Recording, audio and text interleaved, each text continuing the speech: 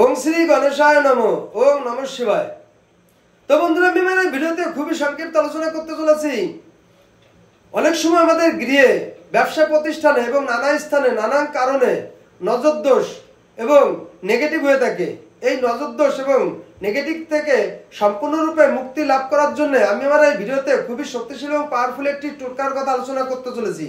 কোনো ব্যক্তি যদি 3টি সবুজ কাঁচা লঙ্কা, 3 টুকরো হলুদের গাঁট এবং 3টি পাতিলেবু একত্রে নিয়ে লাল ধাগায় গ্রন্থি বন্ধন করে ওই নজরদোষ স্থানে, গৃহে, ব্যবসা প্রতিষ্ঠানে বা যে স্থানে নজরদোষ বা নেগেটিভ হয়ে আছে সেই স্থানে টানিয়ে বা ঝুলে রাখতে পারে, তাহলে 100% ওই গৃহ, ব্যবসা প্রতিষ্ঠান বা ওই স্থান নজরদোষ থেকে এবং নেগেটিভ থেকে সম্পূর্ণরূপে মুক্তি লাভ হয়ে থাকে এবং ওই স্থানে সুখ সমৃদ্ধি 100% বৃদ্ধি লাভ হয়ে থাকে।